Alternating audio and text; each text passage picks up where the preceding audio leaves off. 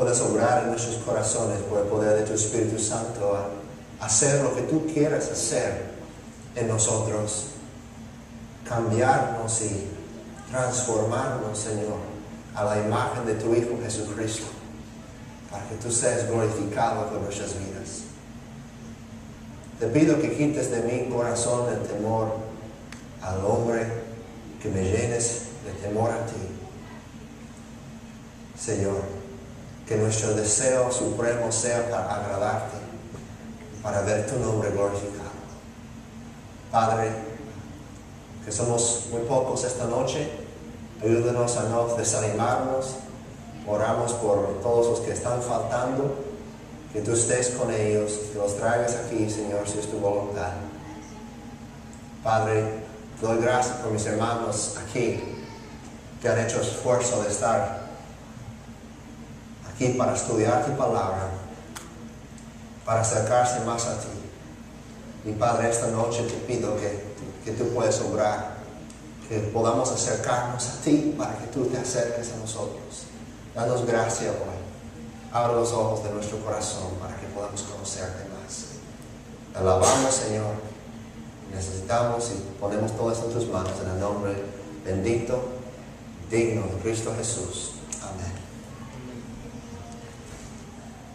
Bueno, hoy en esta tarde quiero hablar acerca de el propósito de nuestras vidas. Les hago la pregunta: ¿qué es el propósito de tu vida? ¿Cuáles son las cosas más importantes en todo el mundo? ¿Cuáles son las cosas más importantes en tu vida? ¿Qué es la razón que tú existes? Si hacemos la pregunta, según Pablo, ¿qué es el propósito de su vida? Lo que dice Pablo en Romanos 1:5 es donde vamos a enfocarnos hoy. Si estaban esperando seguir más, quizás terminar el capítulo 1 de Romanos en estos días, los voy a decepcionar porque estamos regresando al versículo 5. Y ese es el tema que Dios puso en mi corazón para compartir con ustedes. En Romanos 1:5, y lo tengo aquí en la pantalla porque me gusta una versión en particular, pues no me gusta como lo dice la nueva versión internacional. Este versículo no me gusta como lo han traducido mejor en la Reina Valera, la Biblia de las Américas, es más literal. Y como dice así: por medio de quien, dice Pablo, hemos recibido la gracia y el apostolado para promover la obediencia a la fe entre todas las naciones por amor a su nombre. Pablo dice que nosotros, que él en particular, ha recibido gracia y el apostolado para promover la obediencia a la fe. Y él recibió eso ¿de quién? De Jesucristo, ¿verdad? Si vemos el contexto, recibió esa gracia de Cristo para promover la obediencia a la fe entre todas las naciones por amor a su nombre. Entonces podemos decir que este es el propósito de la vida de Pablo. Pablo reconoce que él existe para promover la obediencia a la fe en Cristo entre todas las naciones por amor a su nombre, para la gloria de Dios, en otras palabras. Ese es el propósito de su vida. Y quiero demostrarles, si nosotros podemos buscar en nuestras Biblias, al libro de Mateo, el primer libro en el Nuevo Testamento, el libro de Mateo, capítulo 6, nosotros podemos ver una comparación, algunas cosas muy semejantes entre nuestro pasaje en Romanos y este pasaje en Mateo, capítulo 6. Cuando Jesús está enseñando a sus discípulos a orar, y ustedes saben, yo creo que todos aquí han estudiado antes esta oración, o la mayoría de ustedes han estudiado esta oración antes con nosotros, y no vamos a hacer un estudio muy detallado de la oración que el Señor enseñó a sus discípulos, o el Padre Nuestro, aquí en Mateo 6.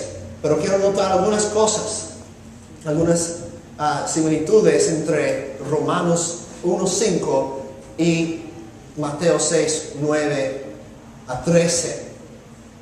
Entonces, Mateo 6:9 dice, Jesucristo enseñando a sus discípulos, dice: ustedes deben orar así, deben orar de esta manera: Padre nuestro que estás en el cielo, santificado sea tu nombre, venga tu reino, hágase tu voluntad en la tierra como en el cielo.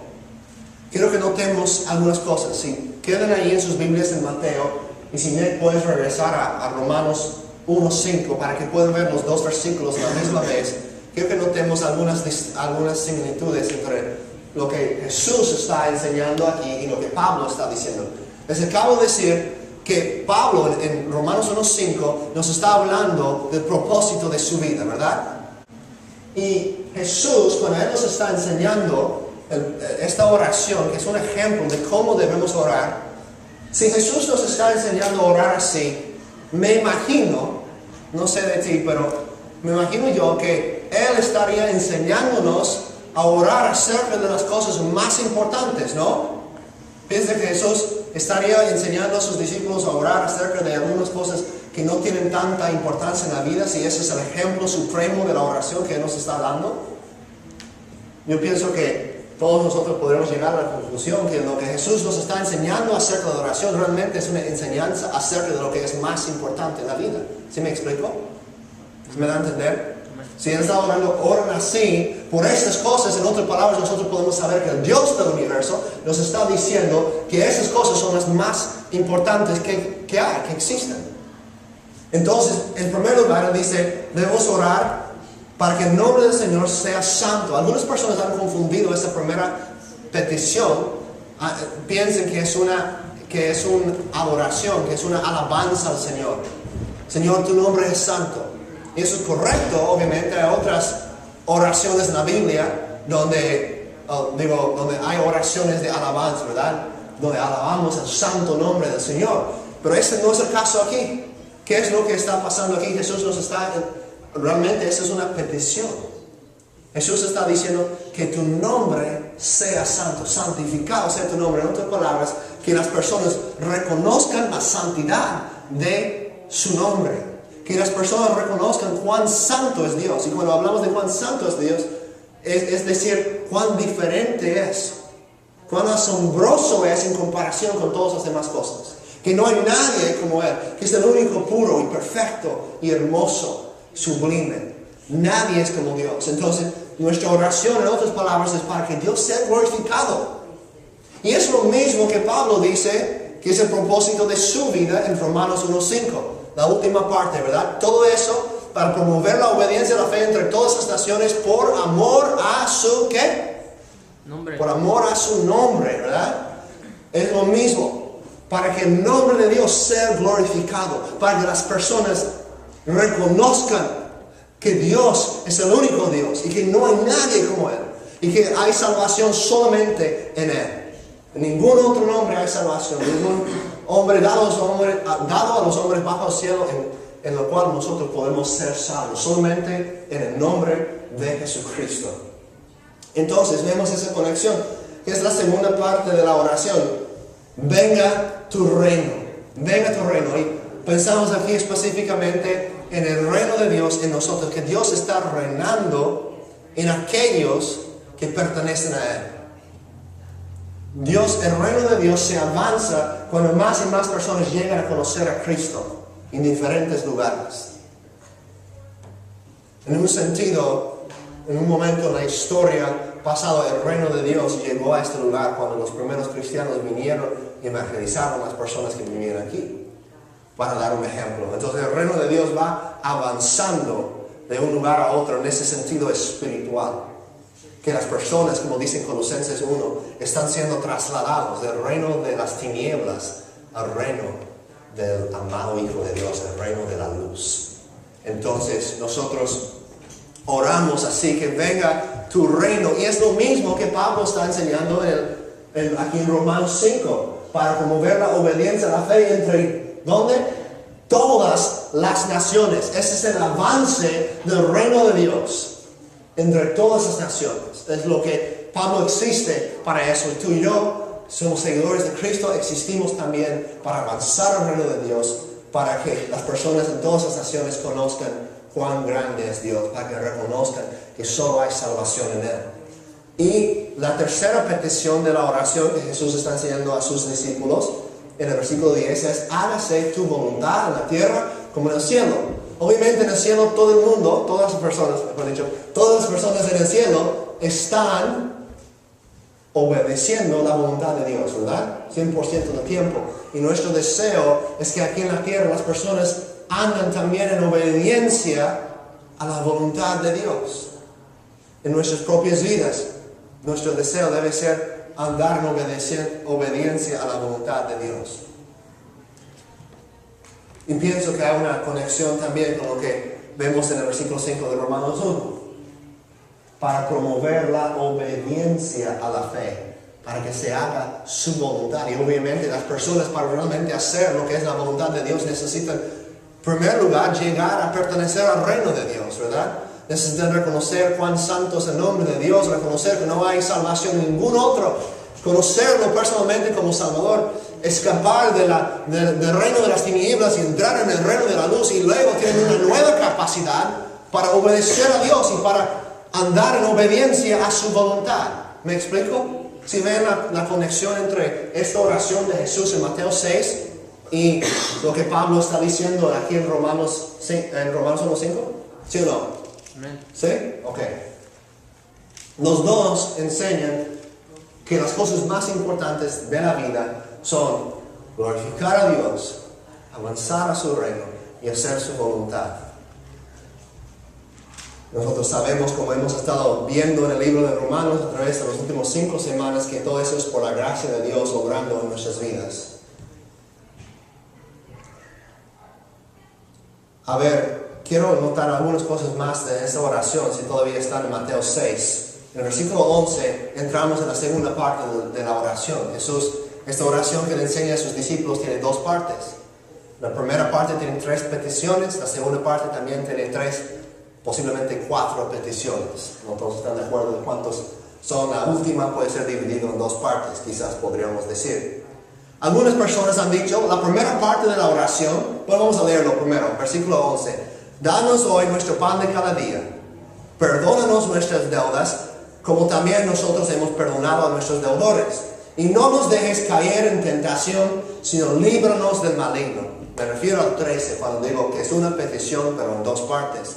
Entonces, algunas personas han dicho, de versículos 9 a 10, habla de las peticiones específicamente para los deseos de Dios. Se refiere más a lo que Dios está anhelando. Y la segunda parte se trata más de nosotros y nuestras necesidades. En un sentido es correcto, pero tenemos que entender que hay una conexión vital entre la primera parte y la segunda parte de esta oración. ¿Sí me están siguiendo hasta el momento? ¿No se he perdido? Hay una conexión muy importante. Y a veces nosotros oramos la segunda parte como si no tuviera ninguna conexión con la gloria y el reino de Dios. Pero estamos equivocados. Si solamente pensamos en lo material y oramos esa parte, pues yo sí quiero avanzar al reino de Dios, y luego por otro lado, mi vida personal, que no tiene nada que ver con Dios, estoy pidiendo por su bendición en mi vida, su provisión, su protección, su perdón, todo lo que se trata de mí. Realmente necesitamos entender que hay una conexión clave y vital entre la primera parte y la segunda parte. Cuando nosotros oramos, cuando Jesús se levanta, el hermano Jesús aquí se levanta y ora en la mañana y dice, Señor, provee por nosotros. En otras palabras, ¿verdad? El versículo 11, danos hoy nuestro pan de cada día. Es una oración por provisión, ¿verdad? Y cuando Él está orando que Dios provea por sus necesidades, debe de ser, y yo no lo he escuchado orar así, entonces no estoy usando como un ejemplo. Si Él solamente ora, Señor, provea por nosotros porque necesitamos estas cosas. Amén. Está perdiendo el significado de esta oración. La razón que nosotros deseamos que Dios provea para nosotros es para cumplir con la primera parte de la oración. Les doy un ejemplo, me explico.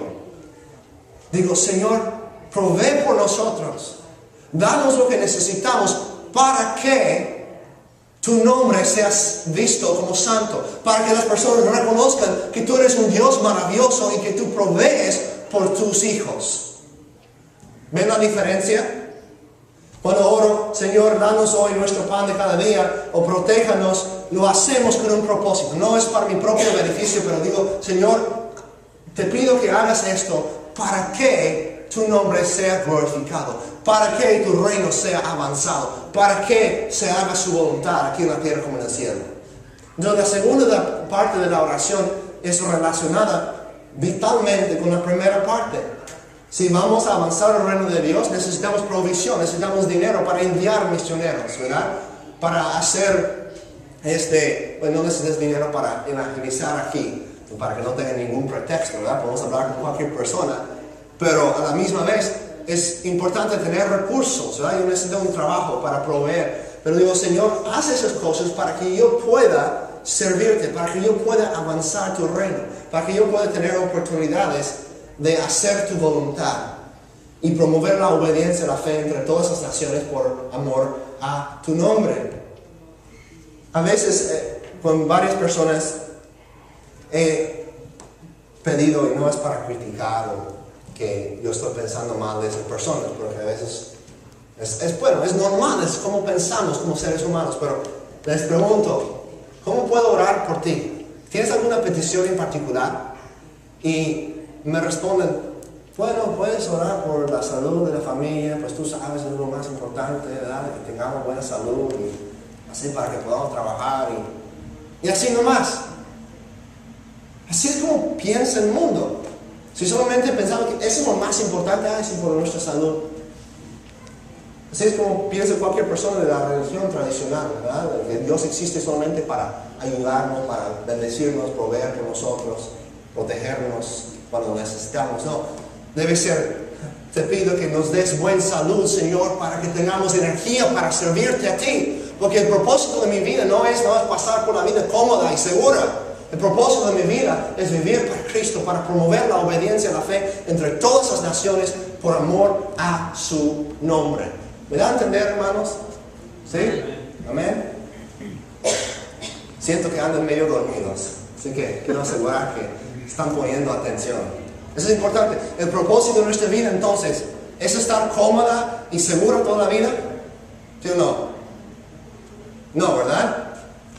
Si me dijiste sí, todavía que Dios tenga misericordia, ¿no? Todavía estás pensando humanamente.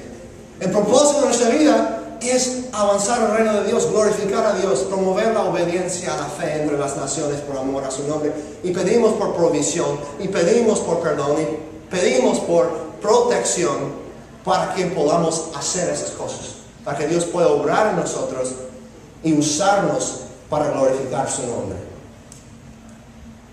Entonces, como iglesia existimos para transmitir una pasión por la supremacía de Dios en todas las cosas para el gozo de todas las personas. Es la razón que existimos. Y Dios es tan bueno, tan asombroso, que realmente hallamos gozo en eso. A morir a nosotros mismos y servir a Dios. Hay gozo en eso. Porque Dios es más glorificado en nosotros cuando nosotros somos más satisfechos en Él. Cuando estamos viviendo para Él, pero reconocemos la cosa más importante en el mundo es ver el nombre de Dios glorificado. Ver que las personas llegan a conocer a Cristo, escapar del reino de las tinieblas y entrar en el reino de la luz. Que conozcan la voluntad de Dios y que estén viviendo en obediencia a la voluntad de Dios para la gloria de Dios. Eso es lo que más importa. Debemos estar viviendo todos los días pidiendo al Señor que Él nos ayude a cumplir con esas cosas por su gracia. Y eso nos ayuda a llegar a la última parte de este mensaje. Lo que quiero preguntar es si existimos para transmitir una pasión por la supremacía de Dios en todas las cosas para el gozo de todas las personas. ¿Cómo hacemos eso? Si existimos para promover la obediencia a la fe entre todas las naciones por amor a su nombre, si existimos para que el nombre de Dios sea santificado, para que su reino venga y para que se haga su voluntad, ¿cómo lo hacemos? ¿Cómo lo hacemos? Pues quiero ver la respuesta en Romanos 15, versículo 17, donde conseguimos el poder para realmente vivir así para la gloria de Dios. Romanos capítulo 15, si pueden verlo conmigo, al final del libro de Romanos 15, 17. Romanos capítulo 15, versículo 17. Pablo al final de la carta de Romanos ¿Ves? No solo estamos viendo un solo versículo de Romanos, nos estamos brincando hasta el final del libro para ver unos versículos más. Versículo 17. Si lo tienen, digan amén. Amén. Amén. Por tanto, en Cristo Jesús he hallado razón para gloriarme en las cosas que se refieren a Dios. Versículo 18. Porque no me atreveré a hablar de nada de lo que no me atreveré a hablar de nada, sino de lo que Cristo ha hecho por medio de mí para la obediencia de los gentiles o las naciones, en palabra y en obra, con el poder de señales y prodigios y en el poder del... ¿Quién? ¿El poder de quién? El Espíritu de Dios. El poder del Espíritu de Dios. De manera que desde Jerusalén y por todos sus alrededores hasta el Ilírico, no puedo decir esta palabra, Ilírico. He predicado en toda su plenitud el Evangelio de Cristo, desde Jerusalén hasta ese otro lugar que no puedo pronunciar. Pablo dice que ha predicado en plenitud el Evangelio de Cristo.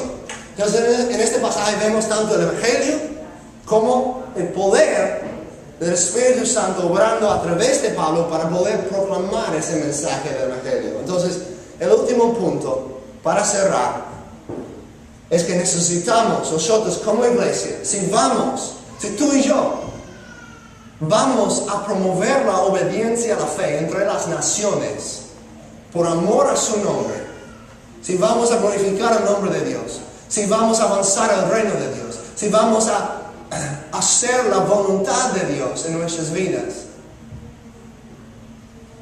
¿cómo lo hacemos? En primer lugar, necesitamos ser arraigados en el Evangelio, como un árbol, en una buena tierra que es el Evangelio, arraigados en el Evangelio, establecidos en el Evangelio, como una casa con un buen fundamento que es la enseñanza acerca de quién es Jesús y lo que Él ha hecho. Que Él vivió la vida perfecta que no pudimos vivir, murió la muerte que merecemos morir y venció al enemigo que no pudimos vencer. Ese es el mensaje básico del Evangelio. La persona y la obra de Cristo. Necesitamos ser arraigados en eso como iglesia. Fundados sobre las verdades de quién es Cristo y lo que Cristo hizo por nosotros en la cruz, por medio de su muerte y su resurrección. Y además necesitamos el poder del Espíritu Santo. Necesitamos ser arraigados en el Evangelio y necesitamos ser llenos del Espíritu. En Efesios, antes de decir eso, cuando hablo del Espíritu Santo y nuestra necesidad del poder del Espíritu Santo, como digo, ya estamos terminando y no voy a alargar mucho en hablar acerca de la doctrina del Espíritu Santo. Yo creo que la mayoría saben de eso. Sin embargo, les voy a recordarles que nosotros, si tenemos a Cristo, también tenemos el Espíritu. En Romanos 5:5, Dios ha derramado su amor en nuestros corazones por el Espíritu que Él nos ha dado. En Romanos capítulo 8, si alguno no tiene el Espíritu de Cristo, no es de Él. Si tienes a Cristo, tienes el Espíritu Santo. Y hay una falsa doctrina, una falsa enseñanza que dice que recibes a Cristo como tu Salvador y Señor y más tarde necesitas recibir el Espíritu Santo. Eso es falso. Y lo que voy a decir ahorita, quiero clarificar eso para que no me entiendan mal. Porque lo que voy a decir ahorita a lo mejor podría parecer que les estoy diciendo que necesitamos el Espíritu Santo. Lo que necesitamos en Efesios capítulo 5, versículo 18, nos enseña que necesitamos ser llenos del Espíritu. Necesitamos la llenura del Espíritu Santo. Necesitamos su poder obrando en nuestras vidas. En ese mismo libro de Efesios nos dice que hemos sido sellados ya como creyentes en el momento de poner nuestra fe en Cristo. Somos sellados con el Espíritu en capítulo 1 de Efesios. Pero ese mismo libro que nos dice que ya tenemos el Espíritu dice, sed llenos del Espíritu Santo. Entonces, les quiero decir que necesitamos nosotros, si realmente vamos a lograr esta misión que Dios nos ha dado, necesitamos ser arraigados en el Evangelio y llenos del poder del Espíritu Santo. En Hechos capítulo 1, versículo 6. Hechos, un libro antes de Romanos. Un libro antes de Romanos, Hechos 1. Pueden buscar. Hechos 1, versículo 6. Entonces, los que estaban reunidos le preguntaban, eso es después de la muerte, la resurrección y la resurrección de Jesucristo. Él está con sus discípulos, con sus seguidores. Está a punto de ascender al cielo, a dejarlos ahí. Y Él les está dando estas instrucciones finales. Dice entonces, los que estaban reunidos le preguntaban a Jesucristo, Señor, ¿restaurarás en este tiempo el reino a Israel? Versículo 7, Jesús les contestó, no les corresponde a ustedes saber los tiempos ni las épocas que el Padre ha fijado con su propia autoridad. Pero recibirán poder cuando el Espíritu Santo venga sobre ustedes y serán mis testigos en Jerusalén, en toda Judea y Samaria y hasta los confines de la tierra. Les quiero decir que el libro de Hechos es un libro histórico, es un libro de transición. Y no todo lo que está en el libro de Hechos es exactamente como es hoy en día. Aunque debemos tener cuidado también con esa actitud de no dejar algo en el pasado que debemos de estar haciendo hoy. Pero como digo, no vamos a entrar mucho en eso. Pero en principio hay diferentes opiniones de exactamente qué es lo que sucedió en el día de Pentecostés, con el bautismo, con el Espíritu Santo. Dentro de la iglesia cristiana hay diferentes perspectivas teológicas en cuanto a eso. Y muchos de ustedes saben que es mi punto de vista en eso. Pero lo que quiero enfatizar hoy, lo que más quiero enfatizar es que hay una conexión muy, muy importante entre el Espíritu Santo y la misión que nosotros tenemos como creyentes. Jesús dice a los apóstoles que ustedes recibirán poder cuando el Espíritu Santo venga sobre ustedes. ¿Y qué es el resultado? Serán mis, ¿qué? Recibirán poder cuando el Espíritu Santo venga sobre ustedes y serán mis testigos. ¿Dónde? En Jerusalén, en toda Judea y Samaria y hasta los confines de la tierra. Si vamos a promover la obediencia a la fe entre todas las naciones por amor al nombre de Dios, necesitamos el poder del Espíritu Santo. Es el principio que quiero sacar de ese pasaje. Y pienso que es correcto hacerlo. Por ejemplo, nosotros podríamos ver la gran diferencia entre los apóstoles antes de Pentecostés, en particular pensando en Pedro, antes de Pentecostés y después de Pentecostés.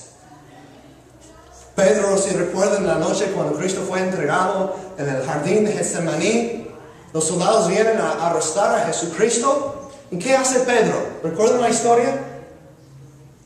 Vamos a leerlo, Juan 18, no tienes que verlo, pero no se escucha. Entonces Simón Pedro, que tenía una espada, le sacó e hirió al siervo del sumo sacerdote y le cortó la oreja derecha. El siervo se llamaba Malco. Jesús le dijo, Pedro, mete la espada en la vaina.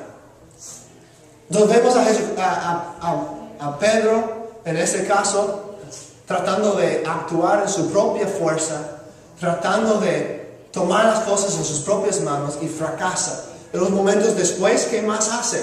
Niega a Jesucristo 3 veces. Cuando él había dicho, yo nunca te voy a negar. Él negó a Jesucristo 3 veces. Entonces, ese es un retrato de Pedro antes de que él tenía el poder del Espíritu Santo en su vida. Después del día de Pentecostés, o el mero día de Pentecostés, cuando Pedro está lleno con el Espíritu Santo,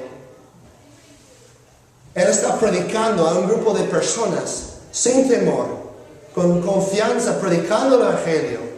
Y dice que las personas al oír, en Hechos 2:37, al oír esto, todos se sintieron profundamente conmovidos, heridos en la conciencia, algunas traducciones dicen, y les dijeron a Pedro y a los otros apóstoles, hermanos, ¿qué debemos hacer? Hermanos, ¿ven la diferencia entre Pedro antes y después de tener el poder del Espíritu Santo en su vida? Antes, él trata de matar a un hombre en su propia fuerza y solamente le corta la oreja. Ni tiene éxito en lo que está tratando de lograr. Después de Pentecostés, Pedro es un hombre cambiado. Él predica un mensaje y la espada de la palabra de Dios penetra hasta el corazón de las personas para que ellos sintieron heridos en su conciencia.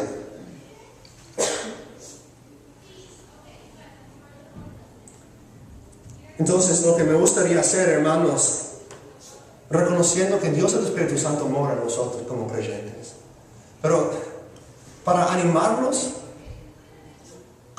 algunos de los avivamientos más grandes en toda la historia han comenzado, que llegaron muy pocas personas hoy, han comenzado con grupos pequeños de personas orando y humillándose ante Dios, buscando su presencia, buscando su reino sobre todas esas cosas. Y ha comenzado la chispa que ha encendido avivamiento, que ha transformado a naciones enteras en el pasado. Nunca debemos subestimar el poder de Dios. Que Dios es un Dios omnipotente, todopoderoso. Él se deleita en obrar en cosas, en grupos pequeños como nosotros, para que Él reciba la gloria. Y hay mucha necesidad aquí. Ustedes saben, hay hermanos obviamente que necesitan ser animados. Hay personas en esta comunidad hispana que necesitan ser alcanzados, muchos de ellos, que están en rumbo al infierno eterno. Debemos orar y humillarnos ante el Señor en estos momentos al terminar. Vamos a hacer eso. Si hay pecado en tu vida, si hay algo en tu vida que te está estorbando de experimentar el poder del Espíritu Santo, confiesa ese pecado. Arrepiéntete de ese pecado. Déjalo en el pasado. Pide al Señor por fe para poder dejar eso en el pasado. De realmente no confesarlo y pensarlo, pues mañana lo voy a volver a hacer. No. Arrepiéntete de eso. Déjalo, es algo que te está estorbando de realmente experimentar el poder de Dios en tu vida, de ser usado por Dios. Pídele por su gracia para poder dejar el pecado atrás. Para que como una iglesia santa podemos ser una iglesia poderosa por el poder de Dios, por su gracia y por el poder de su Espíritu Santo obrando en nosotros. Así que vamos a orar en silencio quizás voy a orar yo y después de que ore pueden seguir orando nomás donde están. Y quiero animarlos a todos a pedir. Están en diferentes lugares, yo sé. Algunos de ustedes quizás la primera vez que han oído de esto. Otros de ustedes quizás ya muchas veces. Pero pídele a Cristo que obre en tu vida por su Espíritu, tal como tú estás, conforme a lo que está pasando en tu vida, pero que puedes también comprender que lo que es más importante, que la razón que Dios te ha escogido, que la razón que tú estás aquí hoy es porque Cristo quiere usarte para su gloria, para promover la obediencia a la fe, las buenas nuevas de lo que Él hizo entre todas las naciones, para que tribus y lenguas y pueblos y grupos étnicos que nunca han oído el nombre de Jesús pueden llegar a conocerlo, para que el reino de Dios sea avanzado para la gloria de Dios. Vamos a orar, hermanos. Vamos a pedir que el Espíritu Santo venga, que nos transforme, que obre en nosotros. Padre, pedimos que tú puedas venir y obrar en nosotros. Que tu nombre sea glorificado aquí, en este lugar, en todo este pueblo, en toda esta ciudad, en todo este condado, en este estado, en este país y hasta los confines de la tierra. Que tú puedes empezar algo en nosotros hoy. No estamos anhelando una experiencia estática, emocional. Lo que deseamos es conocerte a ti y que otros te conozcan, que otros reconozcan cuán grande eres, cuán hermoso eres. Oh Padre, envía tu Espíritu a obrar en nuestros corazones, en nuestras vidas. Cámbianos, transfórmanos, llénanos de ti, Señor, de la plenitud de aquel que llena todo por completo. Te amamos, Dios. Háblanos.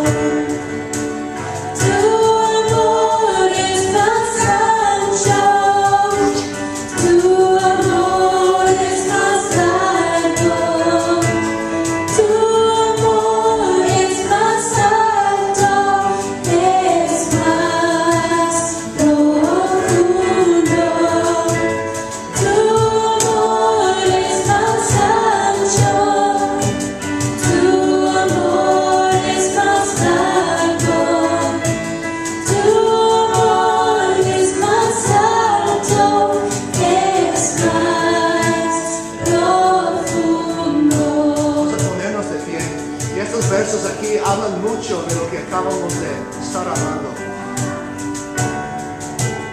Que busquemos cada día sobre el reino del Señor, entreguemos nuestra vida como ofrenda de amor.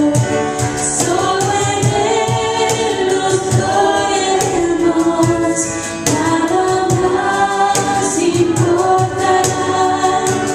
Cristo limpios nos ha hecho, solo en Él hay libertad.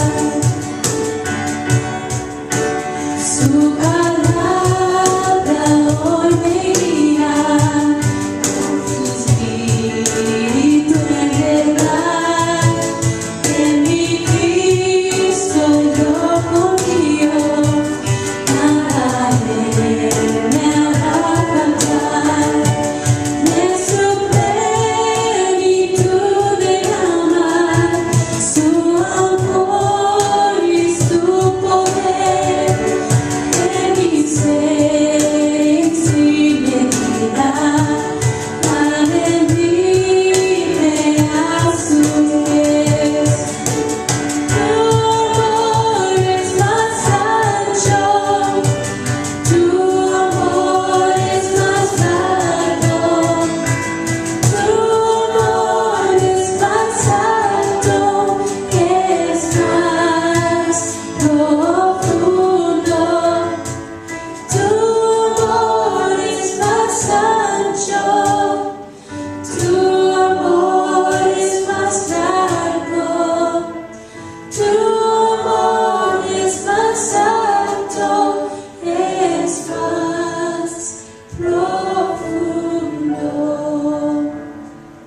Oh, qué amor incomparable Jesucristo nos mostró cuando su preciosa